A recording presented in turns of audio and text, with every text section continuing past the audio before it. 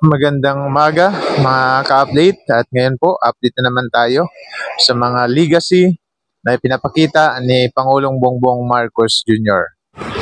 Welcome to Romis Update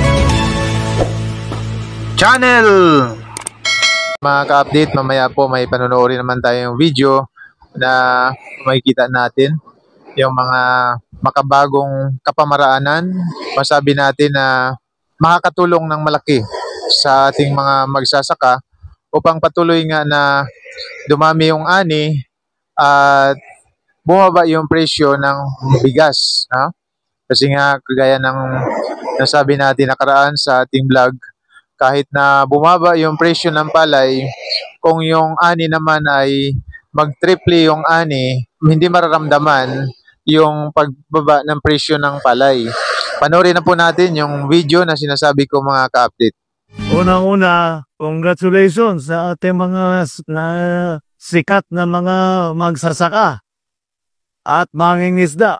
At dahil kayo yung nagbubuhay sa ating lahat ng ating kababayan at kayo ang pinakamagaling na nagsasaka at nangingisda. Kaya congratulations sa inyo lahat. Maraming salamat sa inyong sakripisyo. Alam namin ang buhay ng mangingisda, ang buhay ng mga magsasaka ay hindi madali at napakahirap para lamang makapaghanap buhay, maipakain hindi lamang ang ating mga pamilya kung hindi pinapakain ng buong Pilipinas. Kaya't kami naman sa pamahalaan ay kinikilala namin na ang halaga ng kontribusyon ng ating mga magsasaka at saka ating mga mangingisda. Kaya ito'y maliit lang na pagkikilala sa inyong kontribusyon sa progreso ng bawat Pilipino at ng buong Pilipinas. Maraming salamat sa inyong trabaho, sa inyong sakripisyo, sa inyong patuloy na pagmamahal sa ating mga kapwa Pilipino at sa Republika ng Pilipinas. Thank you po sa inyong lahat. Para naman pagandahin pa ang inyong maging production, kakatapos na nagdala kami rito, nakita nyo siguro yung 16 na mobile soil laboratory. Ito ang inuna namin itong mobile soil laboratory at ito yung pinakamabilis na magkaroon tayo ng soil laboratory. Ito ay bawat region, magbibigay na tayo, bawat region magbibigay, magtatagal siya sa isang lugar, tapos iikot para mapag-aralan kung ano na ba ang pangangailangan, ano ba ang tamang pagbigay ng ayuda, ng pesticide, lahat. At pati na ang sitwasyon doon sa lupa na tinataniman ninyo para mag-maximize tayo doon, dumami ang ating production.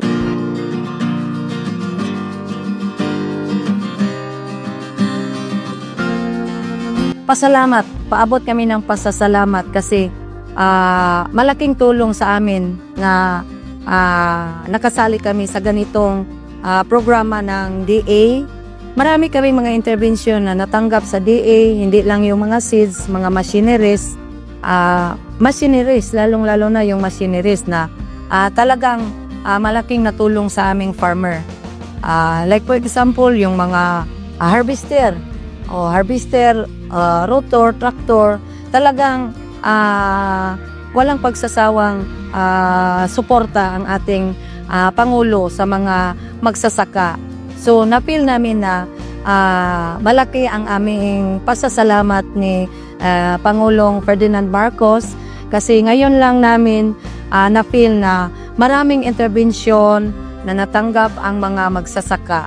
Hindi lang cash assistance, andyan din ang mga pataba, mga seeds, at saka mga machineries. So yan nga mga ka-update, makita natin nabigay na naman 16, 16 na mobile soil laboratory yung ating Pangulo, na kung saan makakatulong ng malaki yan sa mga magsasaka upang masuri yung kanilang lupa na pinagtataniman, kung ito ba ay kailangan ng maraming abono o kaya ay konting abono lang.